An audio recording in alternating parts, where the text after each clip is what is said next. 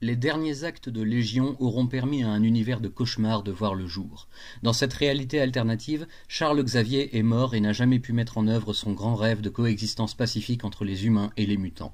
À la place, c'est le tyran génétique Apocalypse qui règne en maître absolu sur l'Amérique du Nord, un territoire à son image, un véritable enfer où les faibles sont massacrés sans merci et où seuls les forts survivent à peine.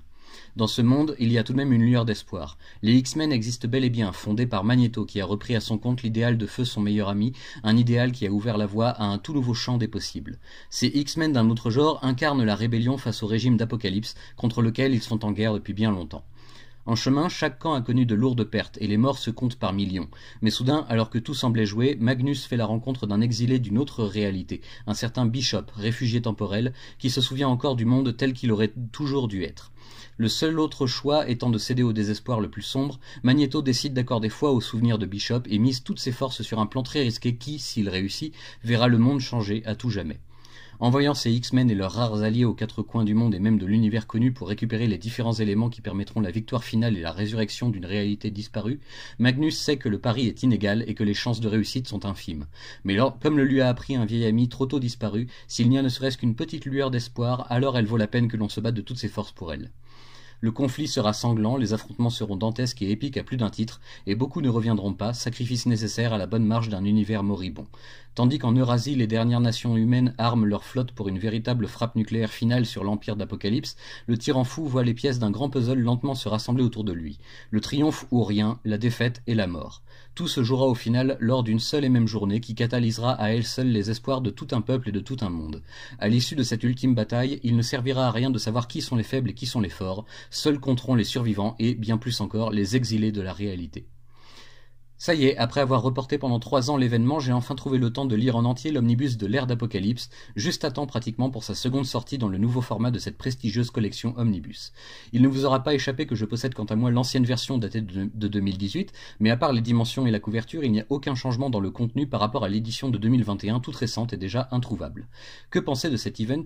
En 1995, Marvel décide de frapper un grand coup en arrêtant tout net les différentes séries mutantes et en les remplaçant par cet univers alternatif qui semble dès lors être la seule option pour les milliers de lecteurs de l'époque. Le coup de com' fonctionne à plein régime et pendant près de 4 à 5 mois, les récits s'enchaînent autour du terrible règne d'Apocalypse sur le monde, avec toujours une petite note d'espérance bien placée dans le cœur de cette horrible tragédie. Les auteurs rivalisent d'ingéniosité pour nous plonger dans une réalité que personne ne connaît et qui pourtant a le devoir de sembler on ne peut plus familière pour tous les lecteurs passionnés qui suivent avec entrain ces nouvelles aventures. Et le moins que l'on puisse dire, c'est que le résultat en vaut largement la chandelle.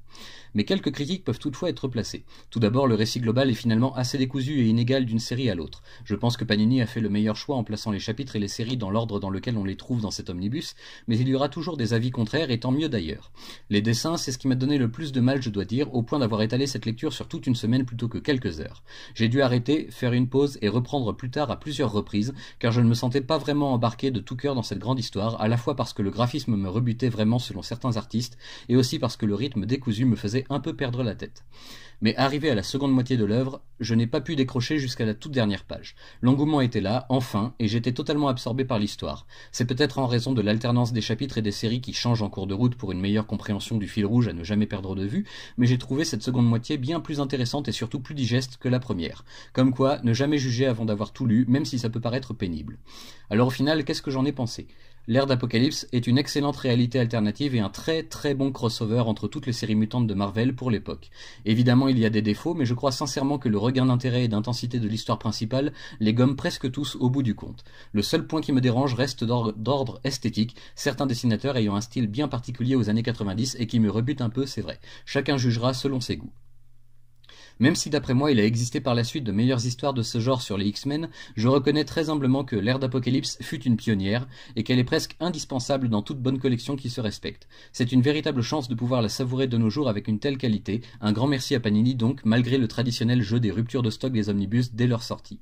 J'espère que cette présentation aura pu vous convaincre de vous procurer cette belle histoire ou de sauter le pas si vous la gardiez au chaud pour plus tard, elle en vaut vraiment la peine. Dernier point toutefois à souligner et qui a son importance, ne commencez surtout pas par ce récit si vous désirez vous plonger pour la première fois dans l'univers des X-Men. Ce serait totalement malvenu car pour bien comprendre et apprécier cette lecture, vous avez tout de même besoin d'un solide bagage. Mais si vous êtes un lecteur confirmé et un fan enthousiaste, sautez le pas sans réfléchir, vous ne devriez pas être déçu du voyage.